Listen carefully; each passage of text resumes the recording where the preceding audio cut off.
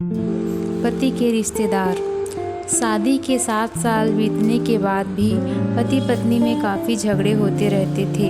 झगड़े की वजह तो अलग अलग होती, लेकिन उसमें सबसे मुख्य वजह यह थी कि पति और पत्नी के विचार कभी आपस में नहीं मिलते थे। जहाँ पति स्वभाव से नेक, सेवाभावी और सबके प्रति समभाव रखने वाला था, वहीं पत्नी का स्वभाव स्वार्थी और भेदभाव करने वाला था। पति पत्नी के स्वभाव और उसके व्यवहार से तंग आ गया था। वह हमेशा कोशिश करता रहता कि पत्नी का आचरण और स्वभाव में किसी तरह का बदलाव आए। पत्नी अपने ससुराल साइड के रिश्तेदारों के साथ कभी सीधे मुंह बात नहीं करती थी। कई लोग उसके खराब स्वभाव की वजह से नाराज़ हो जाते, लेकिन पत्नी उसकी भी परवाह नहीं करती थी। पति को इस बात से काफ़ी दुख होता कि उसकी पत्नी उससे इतनी विपरीत क्यों है। परेशान हो चुके पति ने अब खुद ही परिस्थिति को सुधारने का मन बनाया और एक प्लान बनाया। अगले दिन पति ने पत्नी से कहा, सुनो कम्मो, मैं सोच रहा था कि मम्मी पापा, मम्मी बहन, भाई और उसके बच्चों को घर पर इनवाइट कर लेते हैं। काफ़ी समय हो गया है उनसे मिले हुए, इसी बहाने उससे मिल भी लेंगे और उसके साथ थोड़ा समय भी बिताने के लिए भी मिल जाएगा। तुम क्या कहती हो? पत्नी के चेहरे से साफ दिख रहा था कि इसे ये आइडिया बिल्कुल भी पसंद नहीं आया, लेकिन उसने पति का मन रखने के लिए बेमन से ही हाँ कह दिया।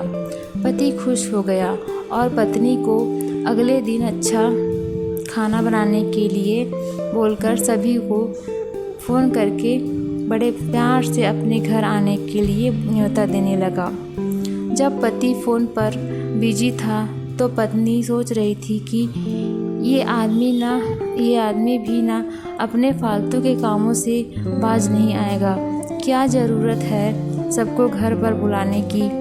सब मेरे घर आएंगे और राजाओं की तरह ऑर्डर करेंगे और मैं दासी की तरह उनकी सेवा करूंगी।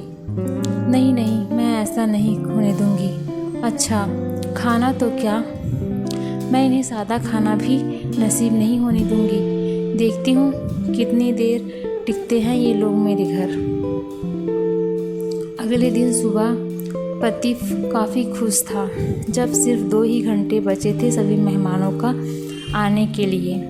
पति ने अपनी पत्नी से पूछा, अच्छा बताओ तो सही, आज सबको खाने में क्या स्पेशल खिलाने वाली हो?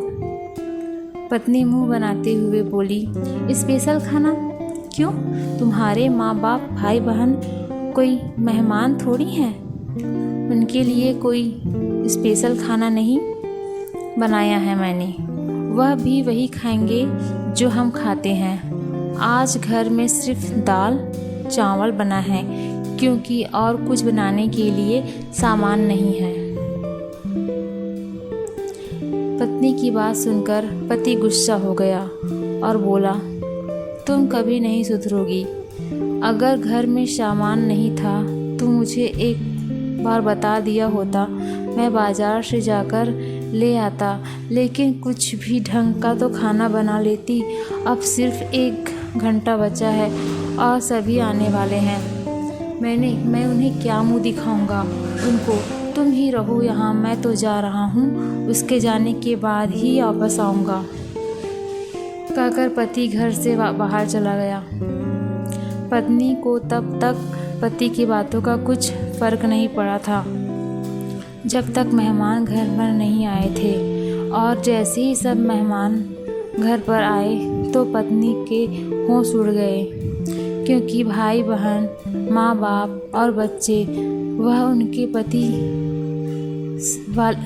ससुराल वाले नहीं बल्कि खुद उसी के थे।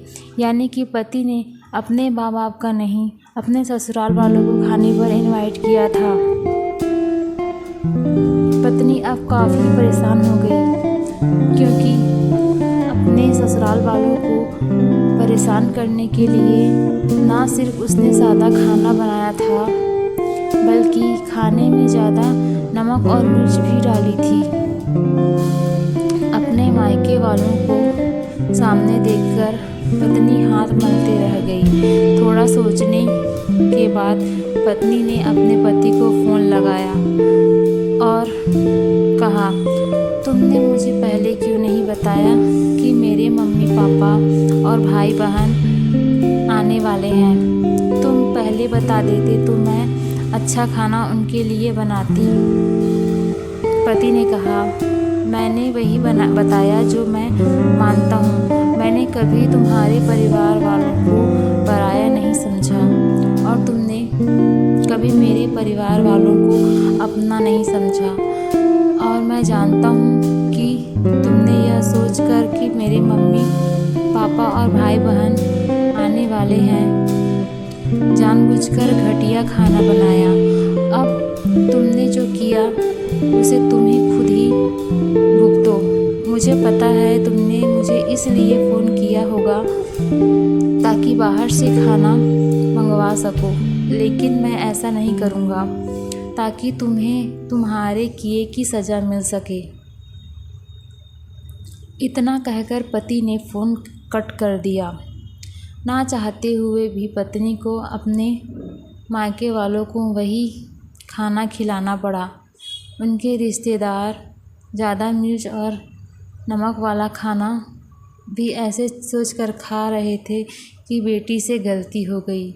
लेकिन बाद में जब दामाद ने सारी बात बताई तब उन्हें बहुत शर्मिंदगी हुई और अभी उसके बुरा बर्ताव के लिए उसे डांटकर उससे नाराज़ होकर चले गए।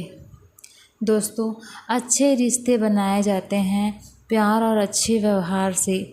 सिर्फ खून के रिश्ते अच्छे नहीं होते।